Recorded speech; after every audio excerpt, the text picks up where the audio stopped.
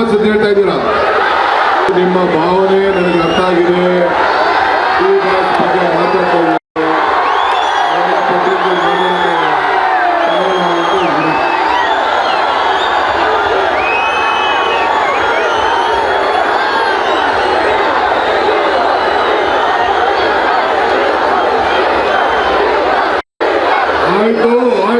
ಆಯ್ತು ಸುಮ್ಮನೆ ಗೊತ್ತಾಯ್ತು ನನಗೆಲ್ಲ.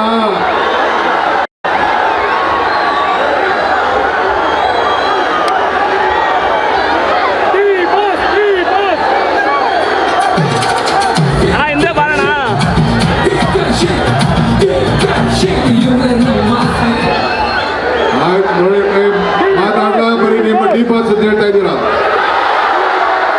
ಕಾರ್ಯಕ್ರಮ ನಡಿಬೇಕಾ ಬೇಡವಾ? ಸುಮ್ಮನೆ ಒಂದ್ಸತಿ ಹೇಳಿದ್ರೆ ಅರ್ಥ ಆಯ್ತು. ಈ ತರ ಮಾಡಿ ಹಾಳು ಮಾಡ್ಕೊತಾ ಇದ್ದೀರ ನೀವು. ಸ್ವಲ್ಪ ಸುಮ್ಮನೆ ಇರಿ. ಬೋಲೋ ಭಾರತ್ ಮಾತಾ ಕಿ, ತಾಯಿ ಚಾಮುಂಡೇಶ್ವರಿಗೆ, ರಾಮನಗರದ ಕರಗ ಮಹೋತ್ಸವಕ್ಕೆ ಬಂಧುಗಳೇ,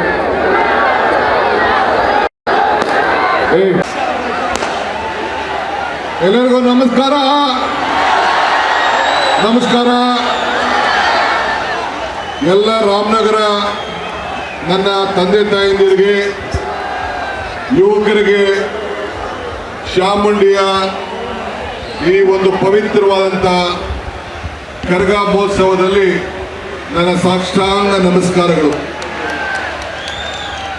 ಇದು ಪವಿತ್ರವಾದಂಥ ಸಭೆ. ನಿಮ್ಮ ಅಭಿಮಾನಕ್ಕೆ ನಾನು ಗೌರವ ಕೊಡ್ತೀನಿ. ಆದರೆ ನೀವು ಕೋರ್ಟ್ ವಿಚಾರ ಇಲ್ಲಿ ನನ್ನ ಮೇಲೆ ಒತ್ತಡ ಹೇಳಕ್ ಹೋಗ್ಬೇಡಿ. ನನಗೆ ಭಾವನೆ ಗೊತ್ತಿದೆ. ನಾನು ಇಲ್ಲಿ ಕೋರ್ಟ್ ವಿಚಾರ ನಾನೆಲ್ಲ ಮಾತಾಡಕ್ಕಾಗಲ್ಲ. ನಾನು ಇಲ್ಲಿ ನಿಮ್ಮ ಒಬ್ಬ ಸೇವಕ, ಇದನ್ನು ಗಮನದಲ್ಲಿ ಇಟ್ಕೊಳ್ಳಿ. ನಾನು ಮುಖ್ಯಮಂತ್ರಿ ಇರ್ಬೋದು, ಆದರೆ ರಾಮನಗರ ಜಿಲ್ಲೆಯ ಮಗ. ಆ ಮಗನನ್ನ ಹೆಂಗೆ ಕಾಪಾಡ್ಕೊಳ್ಬೇಕು ಆ ಕೆಲಸ ನೀವೆಲ್ಲ ಸೇರಿ ಮಾಡಬೇಕು. ನಿಮ್ಗೆ ಒಳ್ಳೇದಾಗ್ಬೇಕಾ? ಸುಮ್ಮನೆ ಇರಿ. ಇವೆಲ್ಲ ಏನ್ ಹೇಳ್ತಾರೆ ಮೀಡಿಯಾ ಅವ್ರು, ಏನ್ ಹೇಳ್ತಾರೆ, DK ಶಿವಕುಮಾರ್ ಒತ್ತಡಕ್ಕೆ ಮಣಿತಾ ಇದ್ದಾನೆ ಅಂತೇಳಿ ಬರ್ತಾರೆ. ಕಾನೂನು ಚೌಕಟ್ಟಲ್ಲೇ ನಾವೆಲ್ಲ ಕೆಲಸ ಮಾಡಬೇಕು. ಸ್ವಲ್ಪ ತಾಳ್ಮೆಯಿಂದ ಇರಬೇಕು. ಅಷ್ಟೇ ನಾನು ಹೇಳೋದು. ನಾನು ಹೆಂಗೆ ದೇವರ ಮೇಲೆ ಪ್ರಾರ್ಥನೆ ಮಾಡಿದ್ರೆ ನೀವು ಪ್ರಾರ್ಥನೆ ಮಾಡಿ. ಪ್ರಯತ್ನ ವಿಫಲ ಆದ್ರೂ ಪ್ರಾರ್ಥನೆ ವಿಫಲ ಆಗ್ಲಿಲ್ಲ ಅಂತ ಚಾಮುಂಡೇಶ್ವರಿ ಬೆಟ್ಟದಲ್ಲಿ ಹೇಳಿದ್ದೆ ತಾನೇ ನಾನು.